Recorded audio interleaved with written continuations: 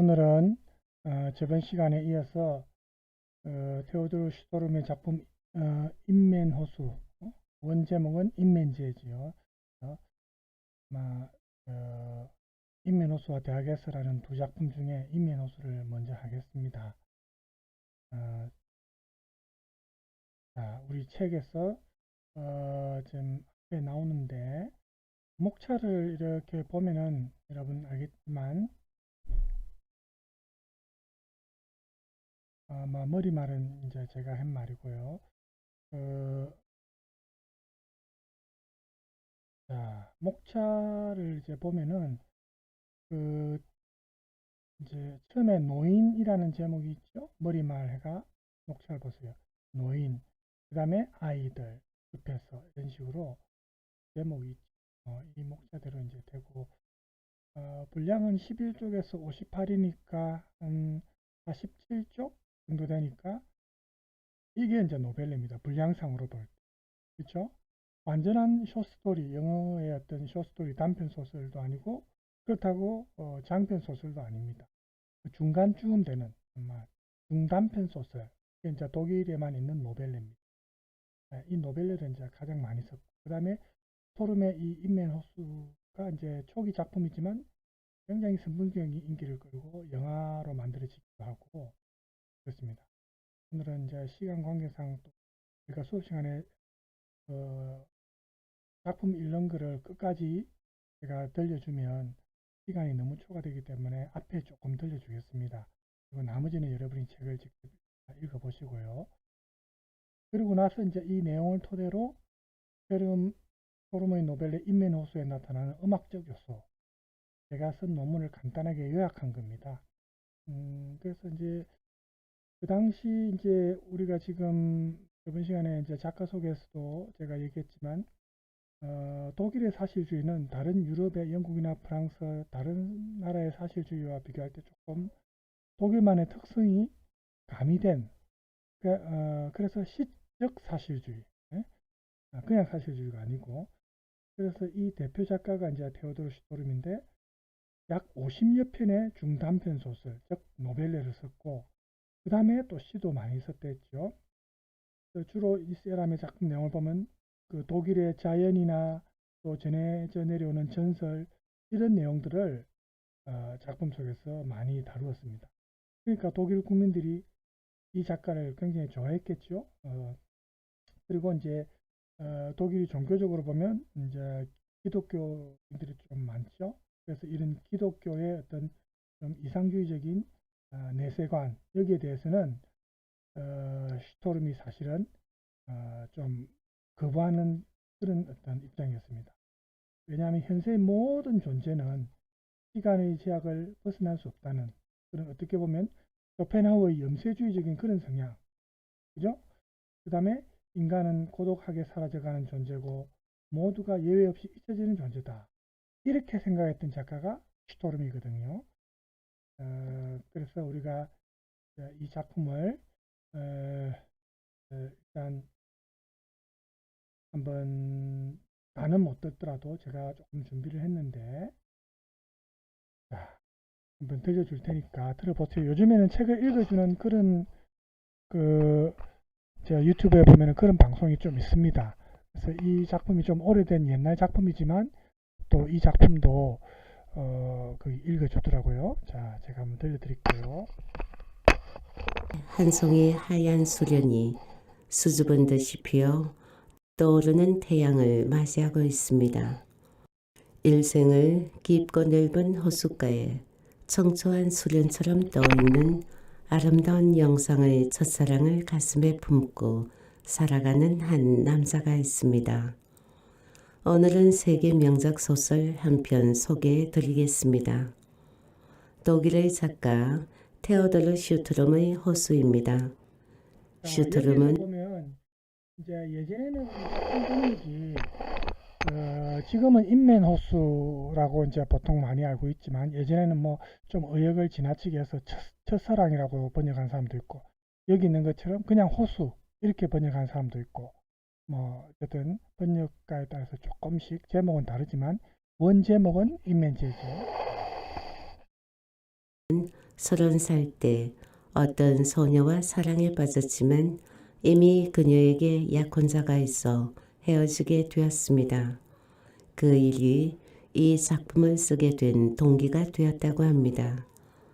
처음에는 자신이 받은 마음의 상처를 달래기 위해 시작했으나 작품이 완성되었을 때는 상당한 자부심을 가지게 되어 이런 말을 남겼습니다. 이 작품은 시와 청춘의 매력 때문에 오랫동안 익난이의 마음을 사로잡을 것이다. 그래서일까요? 본 작품 호수는 슈트룸의 출세작이 되었습니다. 주인공 라인하르트가 믿음을 가지고 도시로 나가 학업에 전념하는 동안 사랑을 약속한 그 처녀는 자기 친구와 결혼을 해버립니다. 그런데도 젊은 라인하르트는 분노나 증오의 감정보다는 그녀에 대한 아름다움만 간직하며 외로운 자신의 길을 걷습니다. 비록 그가 사랑에는 실패했다지만 우리는 그의 인생을 불행했다고는 볼 수 없습니다. 너무도 아름답고 고귀한 수련 같은 그녀가 그의 가슴 속에 영원히 살아있기 때문입니다. 그럼 아름다운 인맨호수를 상상하시며 추억과 함께 행복한 시간 되시기 바랍니다. 이제 작품을 본격적으로 한번 보겠습니다. 호수 테오도르 슈트룸 지음 노인 어느 늦가을 오후 옷을 잘 차려입은 한 노인이 천천히 언덕길을 내려오고 있었다. 유행이 지난 단추 달린 구두가 먼지에 뒤덮여 있는 것으로 보아 산책을 하고 집으로 돌아가는 길인 것 같았다. 그는 금 손잡이가 달린 기다란 지팡이를 옆구리에 끼고 침침한 눈으로 조용히 사방을 살피며 눈앞에 전개된 저녁노를 물든 실가지를 내려다보았다. 흘러가 버린 청춘을 모두 담아둔 듯한 눈은 백설처럼 새하얀 그의 머리칼과 기묘한 대소를 이루었다. 어쨌든 그는 다른 지방 사람 같았다. 얼떨결에 사람들은 그 엄숙한 눈동자로 빨려 들어가지 않을 수 없었지만 오가는 사람들 가운데서 그에게 인사를 건네는 사람은 한 명도 없었다. 마침내 그는 어떤 높다란 뾰족집 앞에서 걸음을 멈추고 다시 시가 쪽을 돌아보고는 현관으로 들어갔다. 벨이 울리자 현관에 접혀있는 안방 창문의 녹색 커튼이 걷히고 한 노파의 얼굴이 나타났다. 노인은 등나무 지팡이를 들어올리며 말했다. 아직 불을 켜지 않았나? 하며 노인은 약간 남쪽 지방의 억양이 섞인 어조로 말했다. 가정부는 다시 커튼을 내렸다. 노인은 지체하지 않고 넓은 현관을 통해 홀을 지나 맞은편 출입문으로 해서 좁다란 복도로 나왔다. 홀에는 자기 꽃병이 나란히 놓인 큼직한 박달나무 선반이 벽에 세워져 있었다. 복도는 좁은 계단을 통해 뒷채의 2층으로 통해 있었다. 그는 천천히 그 계단을 올라서 어느 방으로 들어갔다. 그 방은 구석진 데다 조용했다. 한쪽 벽에는 인물화와 풍경화가 걸려있고 푸른 책상보가 덮인 책상 위에는 여러 권의 책들이 펼쳐진 채 흩어져 있으며 그 앞에는 빨간 비로드 쿠션의 묵직한 안락의자가 놓여 있었다. 노인은 모자와 지팡이를 한쪽 구석에 놓고는 그 안락의자에 앉아 산책의 피로를 풀고 있는 듯 했다. 그렇게 가만히 앉아있는 동안 주위는 점점 어두워지더니 마침내 한 줄기 달빛이 유리창을 통해 벽에 걸려있는 그림 위로 떨어졌다. 그 밝은 달빛이 서서히 옮겨짐에 따라 노인의 눈도 그 빗줄기를 쫓아가고 있었다. 얼마 뒤에 그 빛은 검은 액자에 끼워져 있는 조그만 초상화 위를 비쳤다. 엘리자벳 하고 노인은 나직한 소리로 중얼거렸다. 그가 그 말을 하는 짧은 순간에 세월이 변해버렸다. 이제 그는 젊은 시절로 되돌아와 있게 된 것이다. 아이들. 그로부터 얼마 안 되어 조그마하고 귀여운 한 소녀가 그에게로 달려왔다. 그 소녀의 이름은 엘리자벳. 나이는 5살쯤 되어 보였다. 그는 소녀보다 꼭 갑절쯤 되는 나이였다. 소녀는 목에다 빨간 스카프를 둘렸는데 그것이 소녀의 자색 눈동자와 아주 잘 어울려 기가 막힐 정도로 귀엽게 보였다. 우리 나가 놀자. 하루 종일 수업이 없거든. 내일도 그렇고.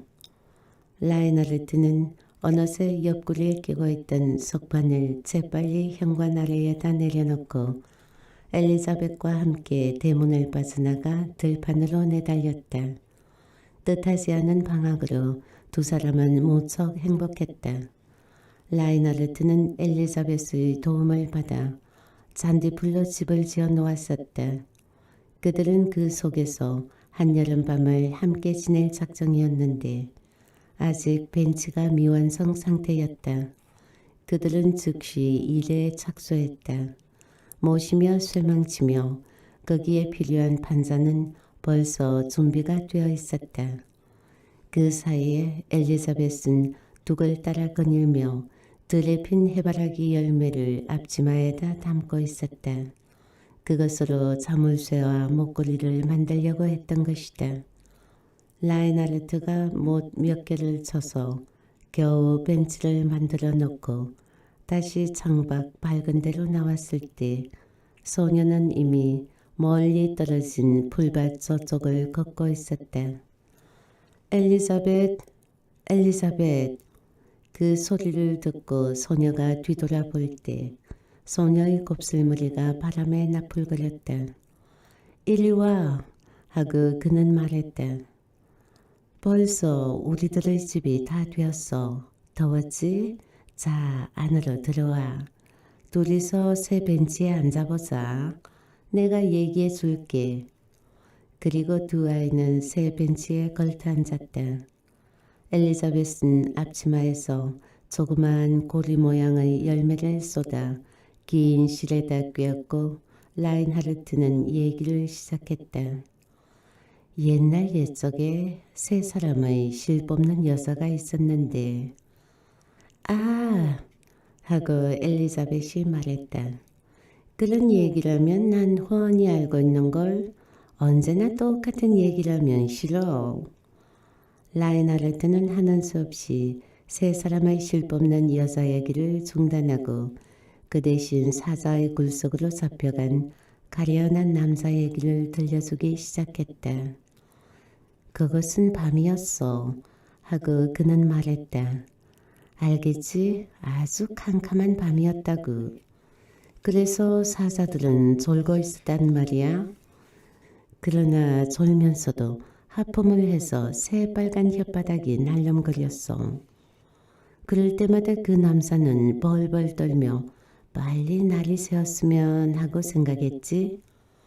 그때 느닷없이 그 남자의 주위에 밝은 빛이 비춰와서 눈을 떠보니 천사가 서 있는 게 아니니?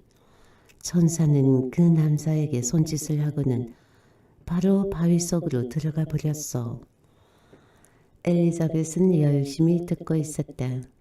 천사가? 하며 소녀는 물었다. 그 천사는 날개가 있었어? 그저 그런 얘기야. 하고 라인하르트는 대답했다. 천사란 없는 거야. 아이 참 라인하르트. 하고 소녀가 말하며 오두커니 그의 얼굴을 바라보았다.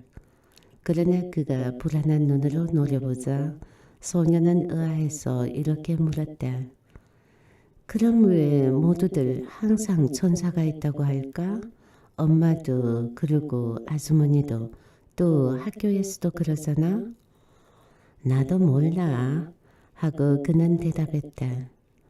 그럼 말이야 하고 엘리자벳이 말했다. 사자도 없는지 몰라. 사자가? 사자가 없다고? 있어. 인도에 있지.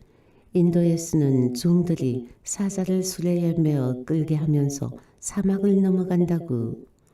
나도 크면 혼자서 가보려고 해. 거기는 우리나라보다 몇 배나 더 아름답지? 너도 같이 가야 해. 갈 거지? 어? 하고 엘리자벳은 말했다. 그렇다면 엄마도 같이 가야지 뭐. 그리고 너희 엄마도. 안 돼.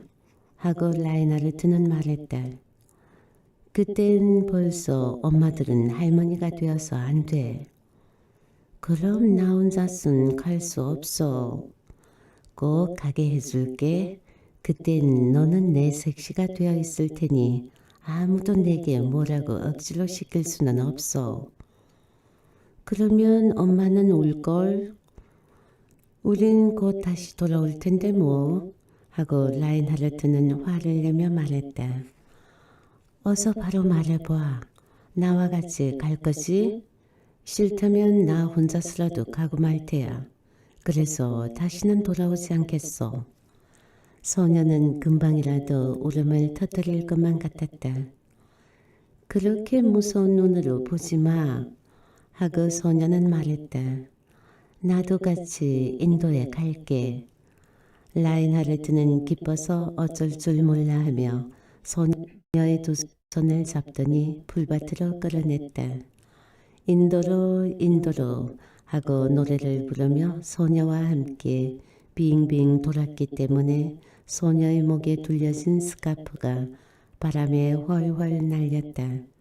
그러던 그가 그녀의 손을 갑자기 놓으며 진지하게 말했다. 그렇지만 암만 해도 안 되겠어?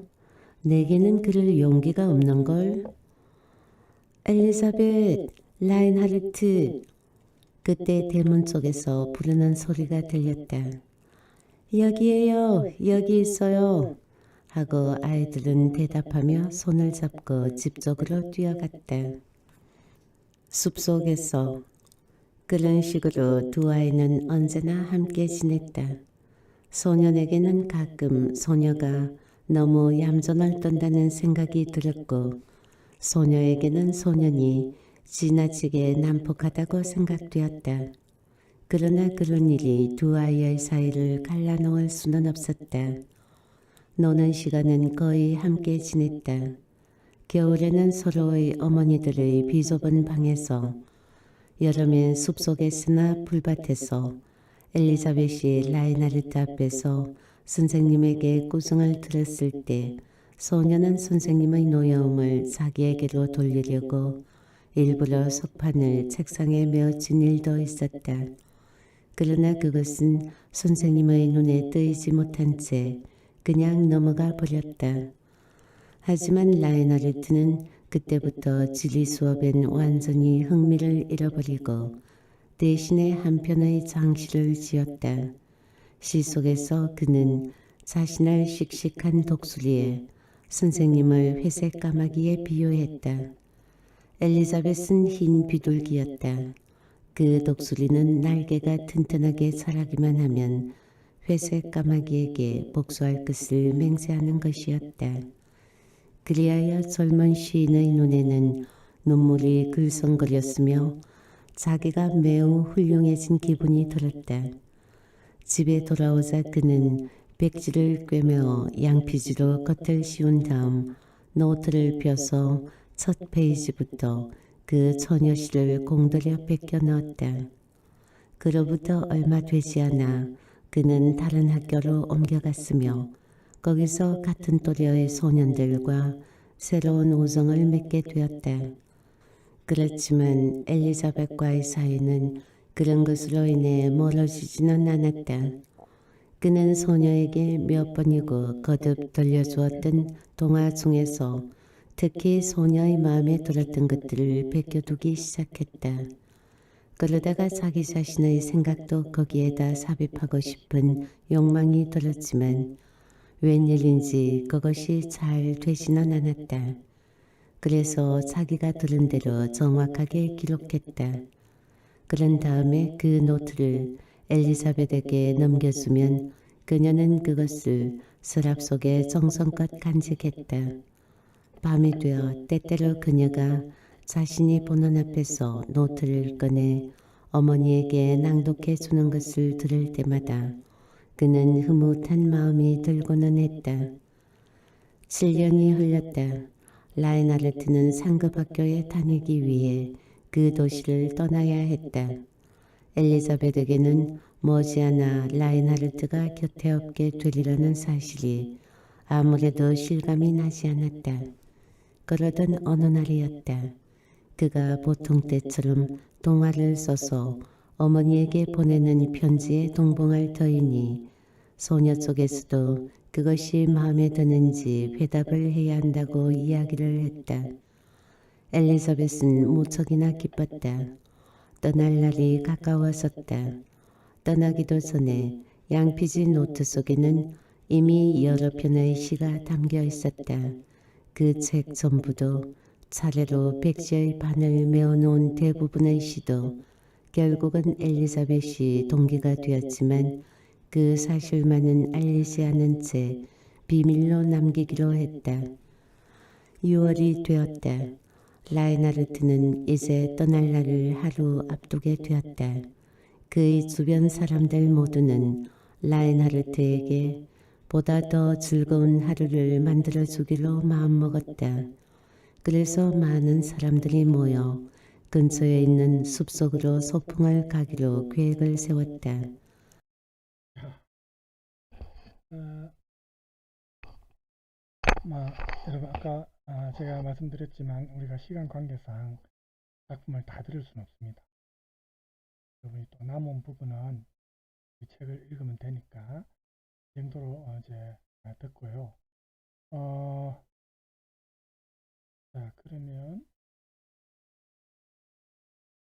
여러분이 이제 목차를 보면 알 수 있겠지만 지금 이제 노인 아이들 그 다음에 이제 숲의 소풍관 이 내용이 이제 나올 건데 제가 끊었습니다. 지금 이 듣는 거를 1시간 반짜리니까 우리가 다 들을 수는 없죠. 그래서 그 숲에서 이제 소풍관 추억이 있는데 이때 이제 길을 잃었다가 다시 사람들과 이제 만나게 되는 그런 과정이 나오죠. 그리고 이제 나이가 들어서 이제 대학교에 가면서 이제 두 사람이 멀어지게 되는데 그 사이에 이제 생기는 거죠. 자, 내용은 요 정도 하고 여기에 대한 이제 서평이 제가 있어서 하나 잠깐 읽어드리겠습니다. 개인적인 이 이제 평인데 이 책을 읽은 분의 이제 서평입니다. 내가 알고 있는 가장 애잔한 사랑 이야기가 아닐까. 무심코 읽은 작품 속에서 묻어나는 애잔한 사랑 이야기는 마치 누군가의 가슴 따뜻한 추억을 듣는 듯한, 아니 마치 나의 예전 첫사랑의 기억을 더듬는 듯한 애잔함이 묻어난다.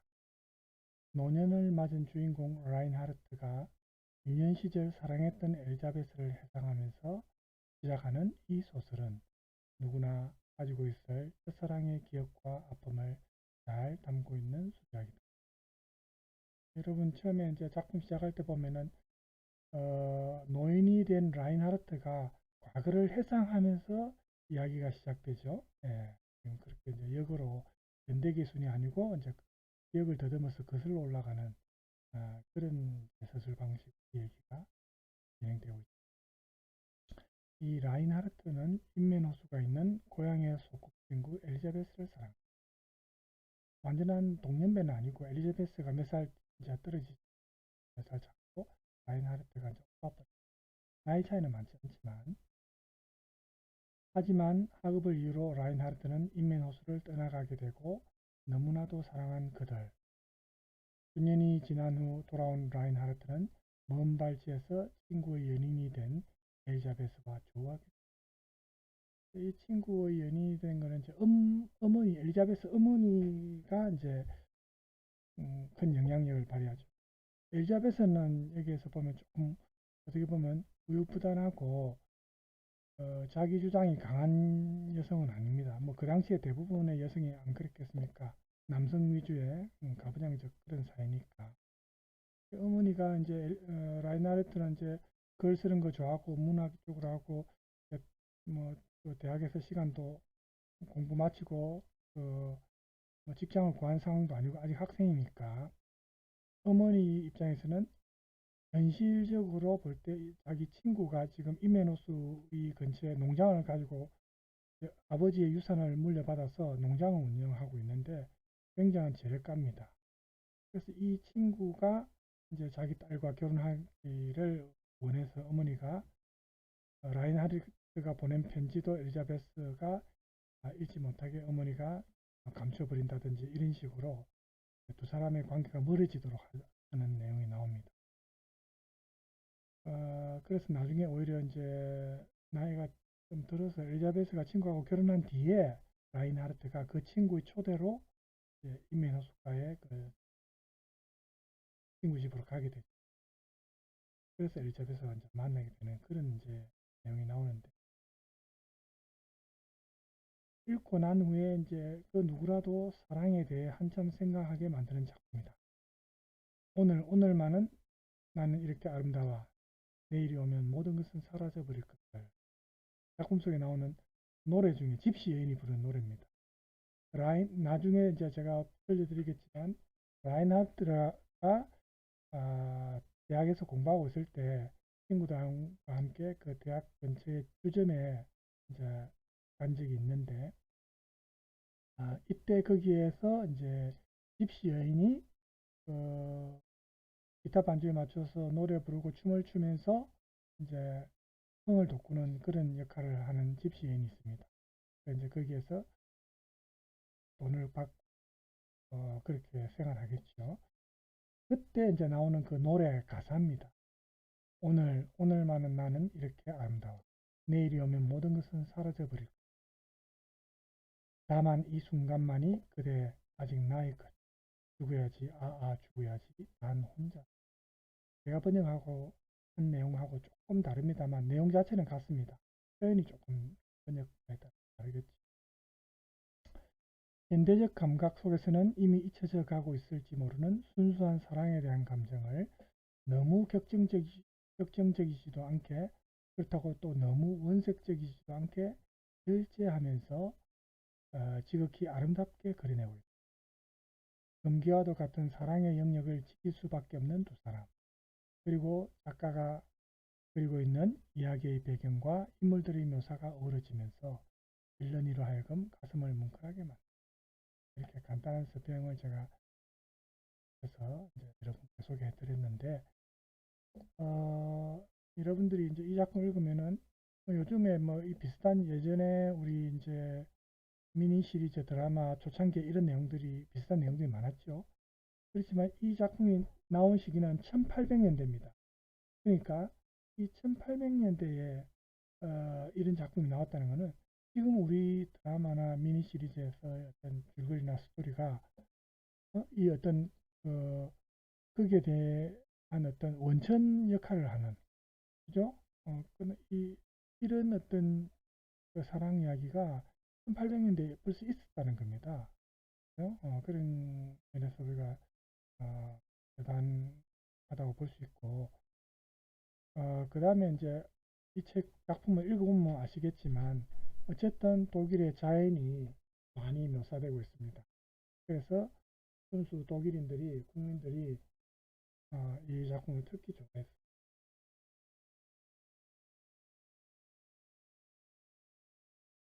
자, 그러면 시간 관계상 일단 작품을 여러분들이 읽었다는 전제하에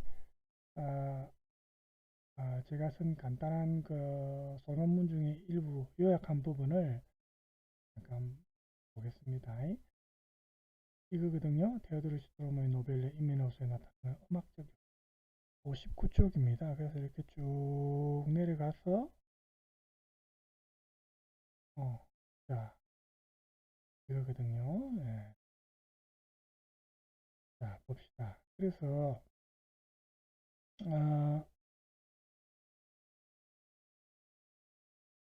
에, 독일에서는 이미 오래전부터 이 슈토름의 전집, 특히 이 사람의 대표적인 인면호수, 1987년이네요. 제가 1800년대라고 얘기했는데 1987년에 나옵니다. 그래서 이 인면호수를 중심으로 한 다양한 논문과 서평이 있는데 또 거의 다른 작품에 대한 연구 논문도 많습니다. 국내에서는 주로 80년대 초반부터 이런 인면호수와 거의 노벨레, 아까 말했죠. 중단편 소설, 노벨레를 대상으로 한 뭐 작품 분석이나 뭐 문체, 창작 방식에 대한 또 슈토름의 문학, 그런 문학의 시대 비판에 대한 그런 연구들이 있고요. 최근에는 이 사람의 노벨레에서 나타나는 신화적 요소와 여성상 뭐 이런 문제에 대해서 또 연구한 내용들도 있습니다. 그런데 이제 이 책에서 다루게 된 그의 작품 음악적 요소에 대해 분석한 연구는 없다. 그래서 이제 제가 이 작품에서 나오는 음악적 요소에 대해서 이제 간단한 논문을 쓴 게 있어서 그 내용을 요약했습니다. 시적 사실주의에 대해서 저번에 우리가 작가 소개 때 잠깐 얘기했지만 이 각주에 나와 있는 거 잠깐 볼까요? 유럽 사실주의의 독일적 변형이다. 이렇게 말할 수 있습니다. 시적이라는 이 부가어는 사실주의 특성과 사실은 모순됩니다. 그렇죠? 우리가 사실주의, 영어의 리얼리즘, 이 독일어 이제 레알리스무스라는데 이 사실이라는 말하고 시적이다 하는 것은 사실은 서로 일치되는 표현은 아니죠. 어떻게 보면 좀 모순되는 그런 표현인데 이 독일의 사실주의가 프랑스 같은 어떤 유럽의 다른 사실주의에 비해서 덜 사실적이라는 의미가 좀 담겨 있고 그 다음에 독일의 사실주의자들은 의식적으로 너무 적나라하게 너무 사실적으로 거기에만 초점을 맞추는 그런 어떤 서술 방식 그런 사실주의와는 좀 거리를 두었다. 왜냐하면 독일적 성향과는 좀 맞지 않았던 것 같아요. 그래서 독일 사실주의의 이러한 어떤 독특성, 고유한 특성은 그 당시 독일의 특별한 상황과 관계가 있는데 1871년까지 독일은 민족국가로 분할되어 있었습니다. 그러니까 독일이 유럽에서 사실은 통일이 제일 늦은 국가 중에 하나죠. 영국이나 프랑스나 이탈리아나 스페인이 독일보다 좀 빨리 통일됐고 독일은 여러 군소 공국으로 분리되어 있다가 분단되어 있다가 뒤늦게 통일되었어요. 그래서 산업화도 아무래도 영국이나 프랑스 다른 나라하고 비교하면 산업화 과정도 좀 늦게 시작됐습니다. 그리고 지방적 특색이 많이 강하고 그래서 지금도 연방국가지만 각 지역의 어떤 지방자치적 성격을 그대로 살려서 지금 독일이라는 국가가 운영되고 있습니다. 근데 지금 보세요. EU에서 독일이 경제적으로 제일 잘 사는 부자국가 아닙니까? 그죠? 통일도 되고 우리가 제일 부러워하는 게 독일의 통일이죠. 이제 이 지구상에서 분단된 국가는 우리나라밖에 없어요. 그전에는 이제 그나마 독일이 있어서 조금 위안이 있었는데 동독과 서독 1990년에 통일되었잖아요. 베를린 장벽이 무너지고. 우리도 사실은 지금 특히 정치인들이 자꾸 이렇게 이념 논리로 좌파, 우파, 뭐 보수, 진보 이렇게 나눠가지고 자꾸 자기들의 표를 얻기 위해서 국민들을 분할시키는데 우리가 이 좁은 땅에서 뭘 그렇게 나누고 또 지역으로 따라서 뭐 호남, 영남 이래 나누어서 서로 갈등을 부추기고 이런 정치인들은 정말 퇴출시키고 이 지구상에서 우리나라에서 사라져야 하는 정치인들. 국민들을 하나로 통일해도 변치 않을 판에 그런 식으로 갈등을 조장해서 그 지역의 표를 얻어서 그 지역 국회의원으로 당선되고 일단 국민들이 우리들이 바뀌어야 되죠. 특히 이제 나이 드신 분들 뭐 무조건 투표하는 분들 있잖아요. 묻지마 투표를 하죠. 그분들이 제일 문제고 그 세대가 아마 지나가야 좀 바뀌지 않을까. 우리가 좀 더 멀리 내다봐서 우리가 파이를 키워야 되니까 그죠? 우리의 통일을 사실은 원하는 국가가 주변에 뭐 중국이나 일본이나 우리 통일을 원합니까? 속마음은 안 그렇죠. 특히 일본은 제일 원하지 않고 중국도 겉으로는 지지한다, 통일을 지지한다 하지만 그렇지 않습니다. 북한을 자기들이 흡수하려고 하는 의도가 크. 어쨌든 우리가 같은 언어를 쓰는 같은 민족인데 우리가 통일을 하면 땅도 지금보다 훨씬 넓어지고, 그죠? 또 북한의 그 저렴한 노동력, 또 개발되지 않은 얼마나 북한은 우리보다 남한보다 또 지하 자원이 풍부하지 않습니까? 우리가 통일해서 우리가 개발하고 더 우리가 발전할 수 있는 지금 이제 북한 경제가 워낙 떨어지니까 북한이 좀 경제적으로 이 낙후된 경제가 좀 살아나면서 이제 통일이 조금 천천히 되는 게 사실은 좋죠. 지금 당장보다. 자, 뭐 산업화 얘기하다가 뭐 옆길로 조금 샜지만 그래서 이 독일이 이렇게 분단되어 있다가 산업화도 늦었는데 이렇게 지역의 특성이 강하고 또 농촌이나 전원적인 그런 특성이 유럽에서 가장 오랫동안 유지된 국가. 지금도 여러분 보세요. 독일은 자연을 사랑하는 민족이고 그래서 자연 친화적인데 이 환경 파괴에 대해서 가장 반대하고 또 환경 보존에 대해서 가장 노하우, 기술이 발전된 국가가 전 세계에서 독일입니다. 독일이 1위입니다. 그래서 예를 들어서 프라이부르크 이런 데 가면 그 도시 전체가 환경 보존을 지향하면서 에너지 같은 것도 뭐 태양 에너지, 뭐 태양을 통해서 그다음에 비나 뭐 이렇게 물을 통해서 또 전기를 만들고 또 교통도 대기 오염을 방지하기 위해서 차들이 운행 안 됩니다. 자전거로만 뭐 교통이 운영된다. 모든 그 도시 전체가 그런 식으로 운영됩니다. 친환경. 그래서 우리가 지금 보면은 우리 후손들이 아마 나중에 굉장히 고통받을 수 있습니다. 이런 영화에도 지금 지구를 떠나서 다른 행성에서 살기 위해서 이주하고 이런 영화가 나오는데 지금 보면은 좀 비현실적으로 보일 수 있지만 정말 미래에 그런 일이 일어날 수도 있는 그런 상황 아닙니까? 그죠? 자꾸 옆길로 되게 되는데 어쨌든 슈토림 활동했던 이 19세기 이제 중반에 보면은 악기를 연주하거나 음악을 향유하는 이런 문화, 시민계급의 문화, 그죠? 이런 게 그 당시에 많은 사람들이 동원했던, 소망했던 그런 어떤 시대입니다. 그래서 우리가 이 테오도르 슈토름에 대한 전기, 비오그라피 독일어로 이 전기를 보면은 그 당시에 그런 시대적 사실을 우리가 느낄 수 있는데 실제로 이 사람이 음악에 대해서 굉장히 음악의 애호가였고 실제로 음악적인 재능도 많았어요. 그래서 1843년에 이 슈토름이 자신이 설립한 음악협회의 학장, 그 협회, 우리 뭐 지금식으로 표현하면 회장이죠. 회장으로서 이제 중요한 역할을 하고 또 개인적으로 슈토름은 실제로 노래도 잘했답니다. 테너로 목소리가 좋고 지식이 풍부한 음악 애호가다. 이런 평가를 받을 정도로 어려운 악보도 능숙하게 소화해내는 열정적인 가수의 재능 이런 게 있었답니다. 그래서 이 슈토름의 음악적 지식이 이 사람의 작품인 이 노벨레 속에 이렇게 들어간 것은 사실 어떻게 보면 이상할 것이 하나도 없죠. 당연한 것 같습니다.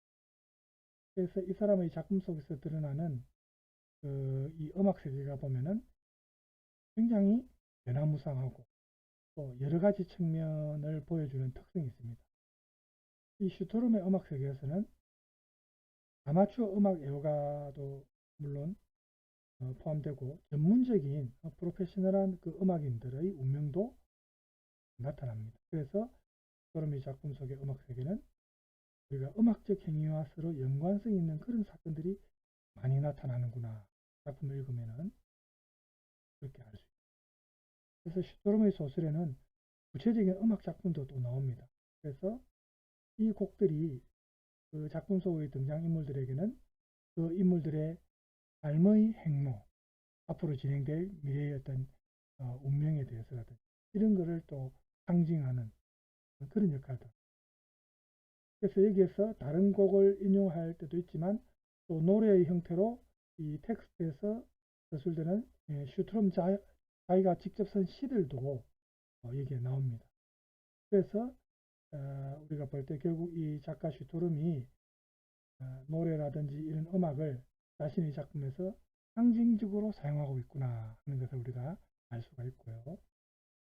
이러한 노래와 음악이 각 작품과 연관해서 그 작품에 나오는 인물들의 행운 혹은 비극적인 운명 이런 것에 대해서 미리 알려주는 그런 역할을 한다는 것을 우리가 알 수 있습니다. 그래서 이 인면호수 작품을 이제 여러분이 읽어보면은 창작 초기에 가장 유명한 작품이라고 이제 보통 소개가 되는데 여기에 나오는 등장인물이나 이 등장인물들의 어떤 인물들과 연관되는 그런 상황 이런 것을 미래에 어떻게 이 인물들이 어떻게 될 것인가를 조금 암시하기 위해서 구상된 악곡들이 나옵니다. 예를 들어서 이 작품에 보면은 두 편의 노래가 작품 속에 나옵니다. 의도적으로 이 슈트롬이 작품 속에 배치한 것이죠. 그래서 이 곡의 내용이나 또 그 이야기 작품 속의 어떤 맥락을 고려할 때 예를 들어서 주인공 라인하르트가 연인이었던 엘리자베스와의 관계에서 나중에 좌절하거나 실패하게 된다는 걸 암시하는 그런 노래가 나옵니다. 각주 2번을 볼까요? 이렇게 여러분이 글을 쓸 때 각주를 다는 것은 이제 이런 그 논문에서의 작은 소논문에서의 이제 연결상 보충하는 부분은 혹은 다른 사람이 한 말을 인용할 때는 이렇게 각주를 달 수 있습니다. 자, 이번에 보면은 이제 이 노래 두 편의 시가 이제 노래 가사로 나오는데 예를 들어서 여기 산꼭대기였어. hier an der Bergeswald. 독일어로 베르게 하면 산입니다. 그래서 산꼭대기에서 이런 시가 있고 그 다음에 er wäre fast verirrt. 그는 거의 길을 잃었을지도 모른다. 라는 시인데 첫 번째 시 여기 산꼭대기에서 이 시는 라인하르트가 이 시를 통해서 엘리자베스를 회상하는 그런 내용이고 두 번째 그는 거의 길을 잃었을지도 모른다. 이 시는 라인하르트에게 점점 다가오는 위험스러운 존재라고 할 수 있는 입시 천역에서 벗어나려는 이 라인하르트의 감정을 보여준다. 이렇게 입시 천역가 나오니까 이제 여러분이 궁금한데 나중에 제가 소개해 드리겠습니다. 그래서 이렇게 이제 이 작품 속의 노래, 시를 이용한 이 노래들이 이 작품의 등장인물의 개인적인 운명도 암시하는 역할을 하고 또 사랑에 대한 이 작가 슈트롬의 생각도 또 보여주는 그런 역할도 하고 또 그 당시 사회에 대한 이 작가 슈트롬의 시각이라든지 이런 것도 보여주는 그런 역할을 하는 것입니다. 사랑에 관해서 서로 다른 시각을 보여주었던 슈트롬하고 포이어바흐의 논쟁이 있었습니다. 그래서 슈트롬은 이제 사랑이 삶의 어떤 유한성의 측면에서 현세에 대한 의미 부여, 또 현세를 문학적으로 형상화하기 위한 매개체 역할을 한다. 어떤 도구 역할을 한다. 중간 매개체 역할을 한다. 이렇게 이제 슈트롬은 주장을 했고요. 포이어바흐는 사랑은 인간을 신으로 만들고 신을 인간으로 만든다. 그리고 사랑만이 인간의 자기 자신과의 불화를 없앨 수 있다. 이렇게 또 주장했습니다. 우리 인간이 이런 상대방과의 어떤 관계, 연인이라든지 그죠? 사랑하는 사람과의 관계 속에서 비로소 사회적 존재, 자기 혼자만 사는 존재가 아니고 사회적 존재, 즉 사교적 존재란 말이죠. 이렇게 발전할 수 있고 또 어떤 사람에게는 이게 사랑이 이루어진다든지 좋은 결과가 나오면 행운이고 좋은 일이죠. 그래서 이런 일이 현세에서 발생하고 사랑하는 순간이 시작됩니다. 또 그렇지 못한 여기 라인하르트처럼 실패나 좌절하는 사람도 또 있겠죠. 그래서 이 인면호수에서는 라인하르트와 엘리자베스 간의 사랑의 좌절입니다. 결국 이게 이제 현실적인 내용인데, 이때 이 인면호수라는 작품은 우리가 여러분이 직접 읽어보시면 알겠지만 그냥 센티멘탈한 이런 감상적인 그런 이야기는 아닙니다.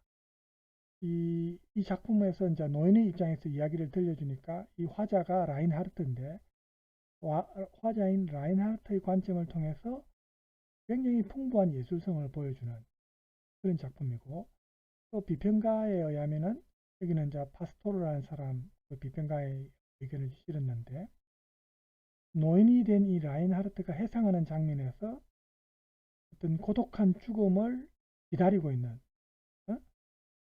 이 사람, 즉 라인하르트가 이제 이런 상황이죠. 지금 노인 이제 죽음을 기다리고 있는 입장인데, 이게 이런 상황이 제공하는 그 과거 라인하르트와의 어떤 추억이라든지 이런 해상, 그 다음에 시민으로서뿐만 아니라 예술가라는 존재로서 자기가 잃어버린 삶에 대한 해상, 이런 게 같이 나옵니다.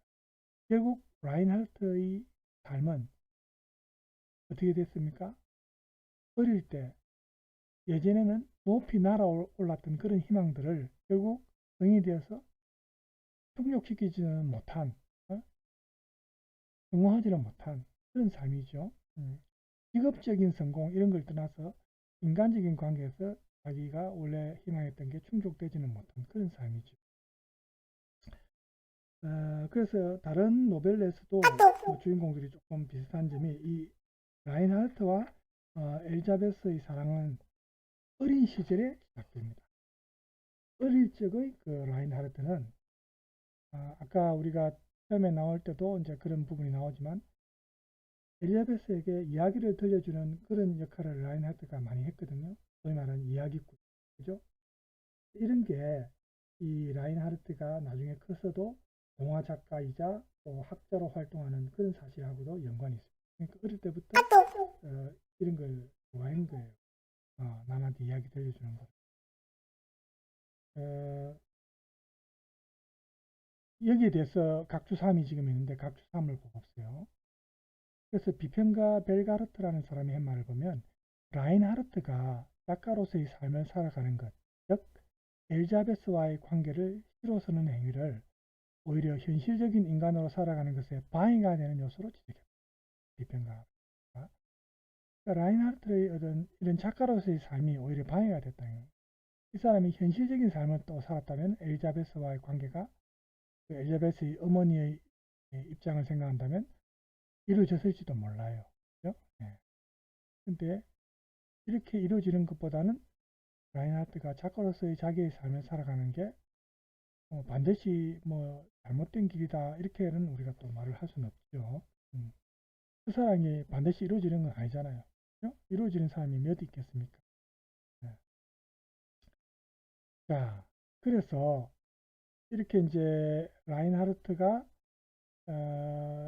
자신이 행하는 다른 일에서도 그렇지만 예술과 사랑에서도 이 사람이 보면 좀 능동적이거나 적극적이지 못합니다. 보통 예술가나 문인들의 성향이 좀 그렇죠. 좀 사색적이고 명상적이고 또 조금 수동적입니다. 행동이나 행위에 있어서. 그 용감한 남자가 연인을 차지한다 이런 말도 있지만 라인하르트는 그런 면에서는 좀 소극적이었죠. 또 에로틱한 이런 면, 이런 게 이제 라인하르트에게는 좀 부족합니다. 그래서 일반 시민으로서의 어떤 결혼 생활을 향한 그런 문도 라인하르트에게는 어떻게 보면 활짝 열려 있는 건 아니죠. 그래서 우리가 이 작품을 읽다 보면은 집시 처녀와 벌어지는 그 내용도 나오는데, 그런 내용도 이러한 우리가 배경을 고려하면서 이해를 해야 될 것 같습니다. 성탄절 전야에 대학생 신분의 라인하르트가 친구들과 함께 연애를 위해서 모인 지하 술집에서 이 집시처녀의 노래를 이제 듣게 되는데, 근데 이 노래는 예수님의 탄생을 찬미하는 것이 아니고 속세의 사랑을, 현세의 사랑을 찬미하는 겁니다. 그러니까 젊을 때 사랑할 수 있을 때 사랑해라. 나이 들면 나중에는 불가능하다. 이런 내용이 지금 담겨 있거든요. 섬세하고 집시처럼 움직이면서 하프를 연주하는 이 처녀에게 그 술집에서 한 젊은 귀족이 제일 먼저 말을 겁니다. 포도주나 또 은하 이런 것도 주면서 이 집시 처녀가 노래해 주기를 원하는데, 술에 취한 이 사람이 이 여성을 향해서 정중하게 부탁 안 하고 그 자기가 원하는 대상을 유혹하는, 어떻게 보면 좀 일종의 거래처럼, 그죠? 그래서 은하나 이런 포도주도 건네고 돈을 주면서 이렇게 노래해라 하니까 거래처럼 보이죠. 그래서 이 집시 여인도 나름대로 자존심이 있는 여인이겠죠. 이런 대사가 나옵니다. 그 사람을 위해서는 연주하지 않겠어요. 이렇게 거절하는 그런 자존심을 보여줍니다. 그러니까 옆에 있던 이 라인하르트가 이 집시 처녀로부터 저희가 시선을 빼앗기 위해서 한번 기도하죠. 그렇지만 오히려 이 집시 처녀의 유혹적인 몸짓에 당황하죠, 라인하르트가. 그래서 당신의 아름답고 죄 많은 눈을 위하여 이런 말을 하면서 조용히 술잔을 비웁니다. 이런 이제 이 라인하르트와 집시 처녀 간의 유희, 이런 행동 속에서 에로틱한 성적인 어떤 그 느낌이 사실은 발생하지요. 그렇지만 이 시민계급의 아들, 즉 라인하르트는 이 여성을 지배하려고 행동으로 옮기지 않습니다. 그러니까 다른 남자 같으면 좀 더 적극적으로 나섰으면 아마 이 여성과 2차를 간다든지 요즘식으로 말하면 어쨌든 좀 관계를 좀 더 진척시킬 수도 있겠지만, 오히려 라인하르트는 그렇게 하지 않았죠. 그러니까 오히려 이렇게 행동하니까 이 집시 처녀가 라인하르트가 마음에 들었는지 자기가 오히려 스스로 노래를 하죠. 라인하르트의 청을 받아줍니다. 그래서 이제 집시 처녀가 웃으면서 머리를 뒤로 제치고 술을 주세요, 술잔 주세요 이렇게 말하면서 검은 눈으로 라인하르트의 눈을 응시하다가 남은 술을 마십니다. 그리고 이제 정열적인 노래를 부르는데 그 노래가 이제 이겁니다. 아까 그 읽어주시는 그 분을 통해서 잠깐 나왔죠. 조금 내용은 같지만 표현이 이제 제가 번역하고 좀 다를 수는 있습니다. 잠깐 내용을 볼까요? 오늘, 단지 오늘뿐 아름다운 나의 모습도 내일이면 모든 게 사라져 버리네. 이 시간만이 당신은 아직 나의 것. 죽음, 죽음뿐 오직 나 혼자야만. 죽을 때는 결국 혼자다 이 말이에요. 또 사랑도 이렇게 젊을 때 사랑할 어떤 욕구가 있을 때 이때 가능한 거고, 나중에 나이 들면 이런 게 다 사라져 버린다. 사랑할 때 사랑해야 돼. 그렇죠? 이런 집시처녀의 노래에서 우리가 보면 좀 에로틱한 측면이 나옵니다. 그렇죠? 오늘이나 현재에 이제 충실한, 그렇죠? 그런 측면. 좀 어떻게 보면 시간이 지나가 버리면, 이미 기회를 놓쳐 버리면 더덥고 허무한 그런 현실이 되지 않습니까? 그러니까 오늘 현재 이걸 중요시해야 되는데 내일 할게. 우리도 보통 그런 말 하는 사람들 많죠. 내일로 미룬다든지 좀 소극적으로 하면은 이게 체념하는 겁니다. 결국 성공하지 못한다는 거죠. 사랑도 마찬가지고 모든 게 이제 이 집시처녀의 노래에서 나오는 내용은 현재 바로 그 자리에서 자기가 행동을 옮기고 적극적이어야 된다는 거죠. 이 노래의 후반부에서 표현되듯이 슈토르의 시에서 자주 언급되는 게 이제 위험한 죽음의 모티프입니다. 이게 집시처녀의 노래에서도 나옵니다. 노래에서 이제 보면은 고독 속에서 죽어가는 사람, 그런 사람에게 저승에 대해서 어떠한 위안도 희망도 주지 못하는 그 죽음의 공포라는 게, 우리 모든 인간은 결국은 죽지 않습니까? 이것에 대해서 이제 암시를 하는데, 이 근본적인 죽음의 공포가 이 사랑의 시간을 개인에게 남아있는 최고의 가능성으로 평가하게 하는 거죠. 그러니까 결국 나이 들어서 죽기 전에 자기가 원하는 사랑을 해라는 거죠.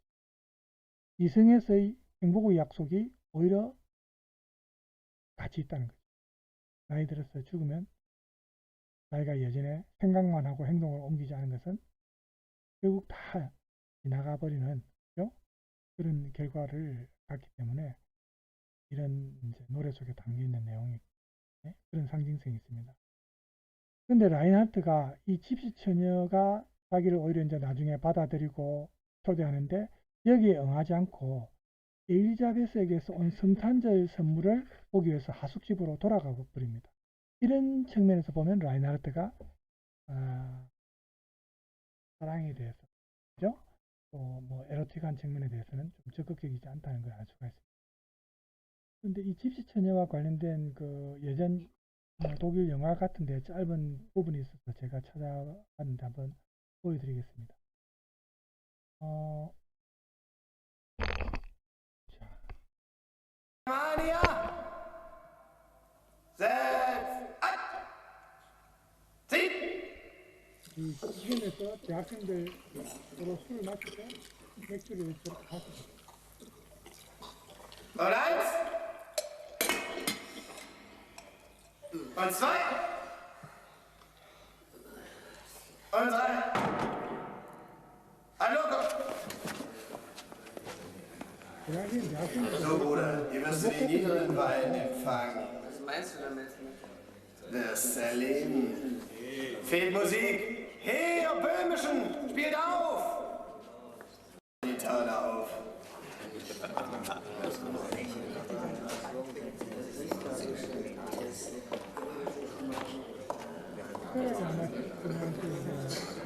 마시면 들리는데 실제하죠.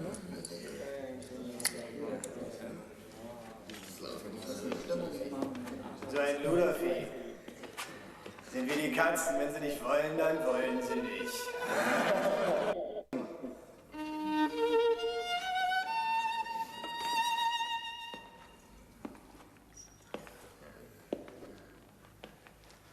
이 사람이 라인하르트 역할. Spiel. Ich spiele, wann ich will.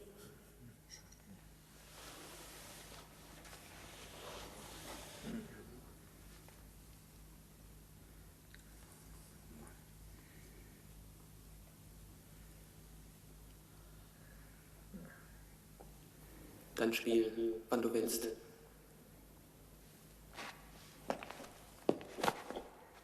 Siehst. Weißt du, was eine Dirne ist? Eine Hure?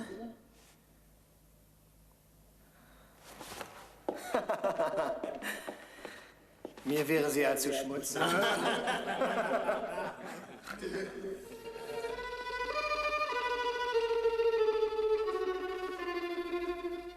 Heute, nur heute bin ich so schön.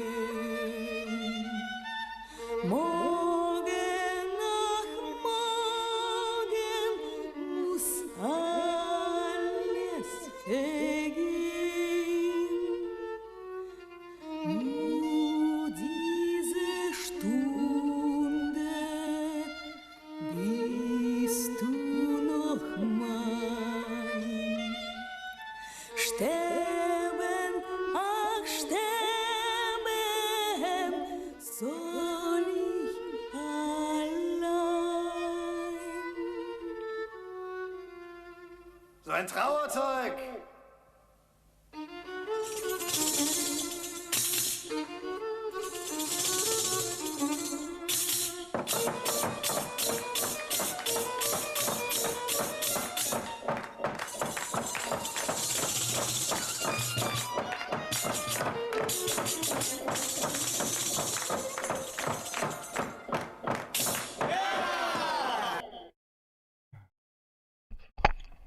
자, 시간 관계상 어차피 잠깐 트레일러에 해당되는 영상이라서요. 자, 그래서 지금 방금 그 노래에서도 우리가 읽었던 그 시의 내용이 나오죠. 그래서 이런 게 이제 작가가 의도적으로 삽입한 시라고 볼 수 있고요. 그 다음에 이제 벌써 1시간이 됐는데요. 이게 오늘 힌메노스를 마치려고 했는데 그만 되봅시다. 그래서 엘자베스가 보낸 선물을 보기 위해서 하숙집으로 이제 돌아가는데 엘자베스의 선물에 대해서 답례로 이제 라인하르트가 붉은 산호초로 만들어진 조그만 십자가를 하려고 보석상에 담습니다. 그때 이 하프를 타는 집시처녀의 노래소리가 지하 주점에서 들리는데 그 옆을 지나가거든요. 이때 보석가게에서 구입한 장신구가 어떻게 보면 그 기독교적 의미에서의 성윤리 그리고 원초적이고 자연스러운 관능, 이 이제 집시처녀가 상징하는 거죠. 이 사이에서 어떤 변화를 의미하는 게 이 장신구다. 이렇게 이제 보는 경우도 있습니다. 이건 이제 비평가들이 그렇게 많은데 이 각주에 보면 나와 있어요. 이 비평가가 라인하르트가 이제 엘자베스의 크리스마스 선물과 편지에 대해서 답장을 할 때 이 엘자베스는 좀 순수한 여인으로 그 다음에 집시처녀는 검은 유혹으로 이렇게 상징화된다는 겁니다. 그리고 이 두 여성 간의 대결에 주목하면서 엘자베스를 천사, 또 크리스마스 선물을 가져오는 아기 천사 이렇게 이제 해석을 한다는 거죠. 집시처녀 입장에서는 좀 기분 나쁘겠는데요. 자, 그래서 이렇게 이제 시간이 결국 지나가서 나중에 대학생 신부 이제 졸업을 하고 자기가 자기 일을 글을 쓰는 작가로서의 일을 하다가 나중에 몇 년 후에 인민호숫가에서 라인하르트와 엘자베스가 대회를 하게 됩니다. 그래서 두 사람 사이는 아직까지 어릴 때 어떤 그런 수많은 경험을 통한 친밀한 관계가 유지되고 있죠. 비록 엘자베스가 결혼했지만 그런 숨겨진 진실을 다시 보여주는 것이 한편의 노래입니다. 라인하르트는 현실적 삶에 집중하거나 자신과 그녀를 위해서 삶을 현실에 맞추지 않고 오히려 엘자베스와의 관계를 시로 정화시킵니다. 시를 쓰는 겁니다. 결과적으로는 진정한 인간적인 관여를 방해하는 미의 유혹에 굴복하게 된다. 그래서 연관되는 노래 한 곡을 우리가 보면은 이제 원에서 번역하면 이런 내용입니다. 엘자베스가 이제 하는 말이겠죠. 어머니가 그것을 원하셨다네. 다른 남자를 잡아야 한다고. 내가 이미 마음에 간직했던 것을 내 마음이 그것을 잊어야 한다고. 내 마음은 그것을 원하지 않았다네. 내 어머니에게 나는 하소연했네. 어머니가 잘못하셨다. 예전에는 명예였던 것이 이제는 죄가 되었으니 나는 무엇을 해야 하는가? 내 모든 긍지와 기쁨 대신에 난 고통을 얻었다네. 그런 일이 일어나지 않아야 했는데. 내가 동양하러 다닐 수도 있었는데. 갈색 들판을 지났어. 비록 부를 얻지 못하더라도 자기 자신의 소망에 따라 자신이 원하는 대로 적극적으로 했다면 아마 라인하르트와 어머니의 입장을 무시하고 아마 그러면 어머니가 갈라설 수도 있겠지만 그죠? 지금 지나서는 자기가 후회하는 그런 내용이 그래서 나오는데 이 노래는 원래는 전해져 내려온 민요였습니다. 여기에 이제 어떤 사랑에 대한 고뇌나 기쁨 이런 게 함께 표현되는데 그 앞에 나왔던 노래 나는 높은 산 위에 서 있었다 라는 노래가 나옵니다. 이 노래하고는 좀 반대로 방금 제가 읽어드렸던 노래 제목이 이제 내 어머니가 원하셨다네 Meine Mutter hat gewollt 라는 제목인데 이 노래는 라인하르트가 직접 낭독하고 있습니다. 그래서 이 노래가 사실 사랑한 남자를 포기하도록 강요하는 내용이지만 그렇다고 해서 굉장히 비탄적인 그런 감정을 실은 노래는 아닙니다.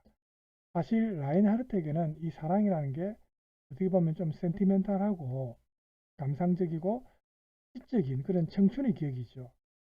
그렇지만 엘자베스에게는 살아있는 현실입니다. 왜? 결혼하고 관련해서는 살아있는 현실이라는 거죠. 그래서 집시처녀의 노래하고 비교하면 이 노래는 예술성이 많이 나오고 있고 내 어머니가 원하셨다네에서 여기서 1인칭 화자인 시적 자아는 결국은 사랑을 포기하라는 어머니의 강요를 자기가 슬퍼하면서도 자신의 의견과는 달랐다는 것을 어떤 자긍심을 표현하고 있다는 거죠.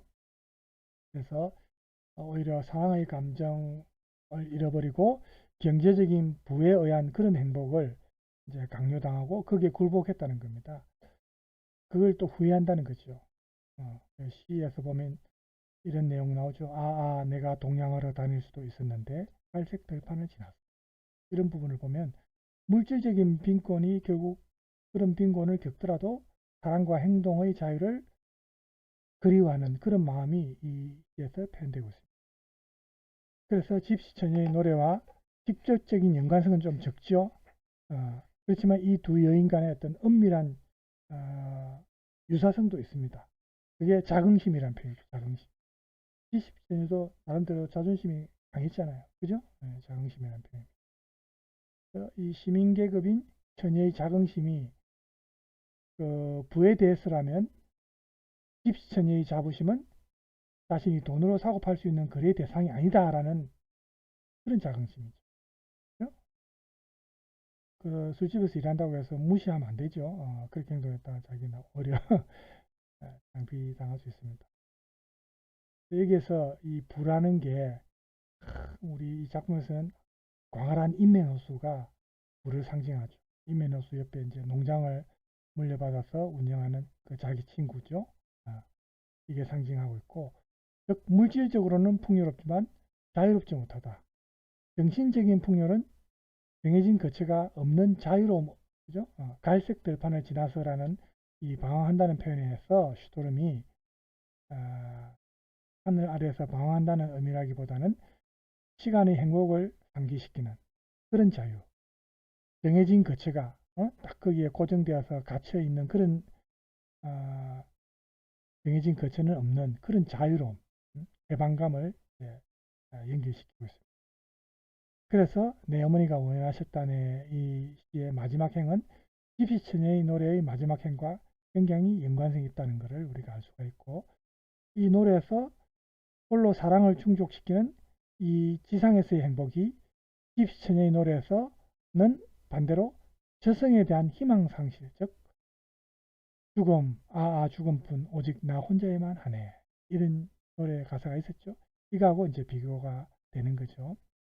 그래서 내 어머니가 원하셨다네에서 나오는 그 시적자도 저승에서의 삶에 대한 믿음을 갖지 못하죠. 그것은 경제적으로 부유하다 하더라도 사랑의 상실에서 오는 고통이 있기 때문에. 그렇죠? 그래서 라인하르트가 집시처녀에게서 그래도 그 유혹에 굴복해서 집시처녀와 뭐 같이 자러 간다든지 이렇게 하지 않고 이 여성에게서 벗어나죠. 그것처럼 엘리자베스에게서도 자기가 보면은 결국은 적극적으로 행동 안 하고 엘리자베스에게서 결국 달아난 게 자기입니다. 자기가 적극적으로 다가서서 엘리자베스를 정치할 수도 있었는데 그렇게 하지 않았다는 것은 라인하르트의 어떤 본성이죠. 그래서 이 사람이 에로틱한 유혹으로부터 도피하는 행위가 자연의 상징에서 우리가 이제 알 수가 있는데, 예를 들어서 작품을 여러분들이 읽다 보면 이런 내용도 나옵니다. 하얀 수령꽃에 가까이 가기 위해 라인하르트가 밤중에 옷을 다 벗고 호수 속에 들어가는데, 이때 라인하르트가 그 수령꽃을 잡기 위해 가까이 갔을 때 텍스트에 이런 내용 문구 그대로 인용하면 이렇습니다. 그는 자신이 그물 속에 휘감긴 느낌을 받는다. 그리고 그는 갑자기 낯선 공간 속에서 너무나 섬뜩해져서 달라붙는 풀을 힘으로 잡아떼며 숨을 헐떡이며 육조로 헤엄쳐 나왔다. 이런 문구가 나옵니다. 그러니까 라인하르트가 결국 엘리자베스와 다시 이별을 구하고, 그래서 이 라인하르트의 앞에는 크고 넓은 세계가 펼쳐졌다. 이게 이제 마지막 부분에 나오거든요. 그에게는 집시처녀의 노래가 다시 떠오른다. 죽음, 죽음뿐 오직 나 혼자에만 하네. 이런 문구가 나옵니다. 연관이 있다는 거죠. 그리고 과거에 집시 여인이 열정적으로 불렀던 노래가 지금은 이렇게 의기소침한 노인이 된 이 남자의 어떻게 보면 해안에 찬 목소리, 후회하는 목소리죠. 옛날에 들었던 노래가 자기가 기억하게 되니까 라인하르트는 한동안 숨이 막혀서 조용히 서 있습니다. 지금 회상을 해보니까 지나간 게 다 자기가 그때 판단을 잘못했다. 자신의 잘못을 생각해 보려 하는데, 그렇지만 그 노래에 대한 기억에도 라인하르트는 자신이 잘못한 이유를 분명하게 느끼지 못합니다. 왜? 선천적으로 라인하르트의 성향이 그런 겁니다. 이 작품의 끝장면이 보면 이 작품이 시작할 때처럼 외로운 노인이 다시 돌아오죠. 지금 현재의 상태로 외로운 노인이 이제는 자신의 곁에 없는 여성의 모습을 꿈꾸는 장면이 나오죠. 그래서 이렇게 인생이 이제 끝을 맺으면서 더 이상 전개되지 않는다는 것. 여러분이 직접 작품을 읽어보시고 저는 이제 초점을 이 작품 속에 나오는 어떤 음악성, 시나 노래를 통한 어떤 음악에 초점을 맞춘 겁니다. 그래서 줄거리는 또 여러분이 읽어보시면 알겠고요. 나가는 말은 결국 이제 드럼의 작품 속에 나타나는 음악적인 세계, 거기에 대해서 이제 제가 간단하게 요약했는데 생략하겠습니다. 앞에 서론에서도 언급했기 때문에.